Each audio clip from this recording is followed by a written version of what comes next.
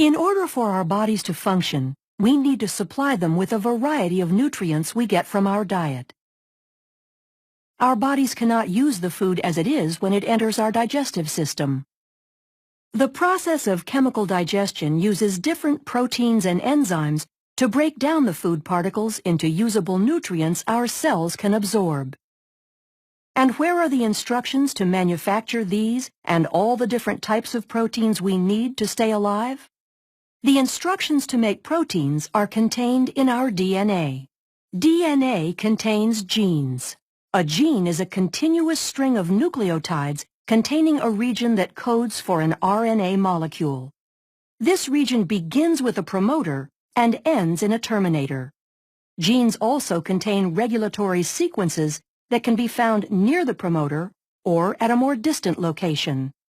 For some genes, the encoded RNA is used to synthesize a protein in a process called gene expression. For these genes, expression can be divided into two processes: transcription and translation. In eukaryotic cells, transcription occurs in the nucleus, where DNA is used as a template to make messenger RNA.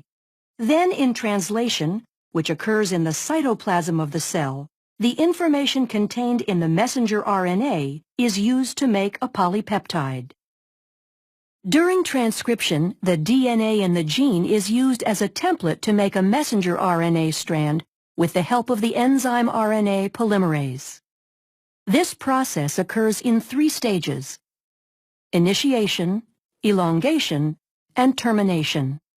During initiation, the promoter region of the gene functions as a recognition site for RNA polymerase to bind. This is where the majority of gene expression is controlled, by either permitting or blocking access to this site by the RNA polymerase. Binding causes the DNA double helix to unwind and open.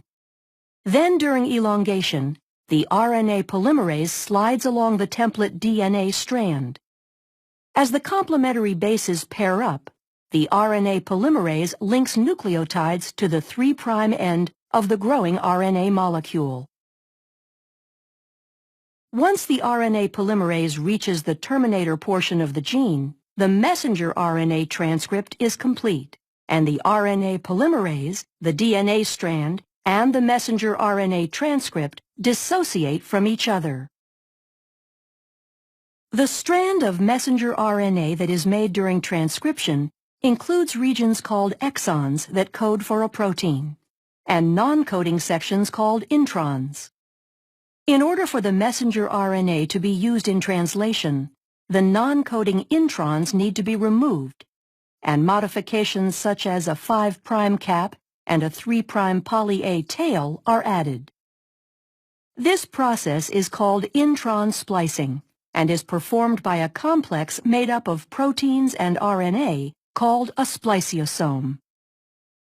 This complex removes the intron segments and joins the adjacent exons to produce a mature messenger RNA strand that can leave the nucleus through a nuclear pore and enter the cytoplasm to begin translation.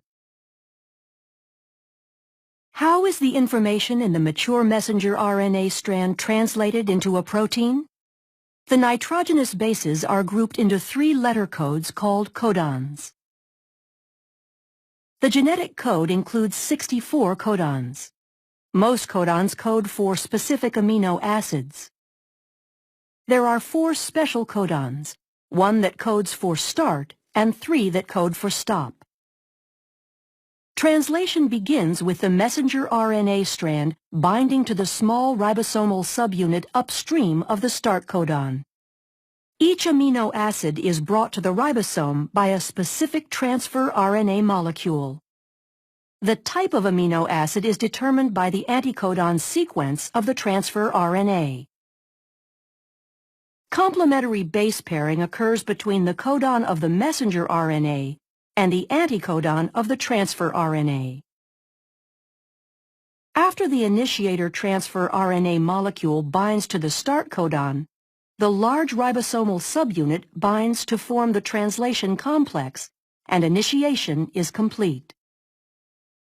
In the large ribosomal subunit, there are three distinct regions called the E, P, and A sites. During elongation, individual amino acids are brought to the messenger RNA strand by a transfer RNA molecule through complementary base pairing of the codons and anticodons. Each anticodon of a transfer RNA molecule corresponds to a particular amino acid.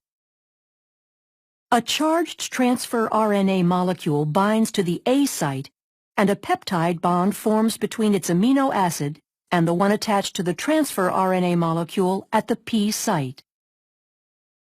The complex slides down one codon to the right, where the now uncharged transfer RNA molecule exits from the E site, and the A site is open to accept the next transfer RNA molecule. Elongation will continue until a stop codon is reached. A release factor binds to the A site at a stop codon, and the polypeptide is released from the transfer RNA in the P site. The entire complex dissociates and can reassemble to begin the process again at initiation. The purpose of translation is to produce polypeptides quickly and accurately. After dissociation, the polypeptide may need to be modified before it is ready to function. Modifications take place in different organelles for different proteins. In order for a digestive enzyme to be secreted into the stomach or intestines, the polypeptide is translated into the endoplasmic reticulum, modified as it passes through the Golgi, then secreted using a vesicle through the plasma membrane of the cell into the lumen of the digestive tract. Proteins are needed for most physiological functions of the body to occur properly, such as breaking down food particles in digestion, and the processes of transcription and translation make the production of proteins possible.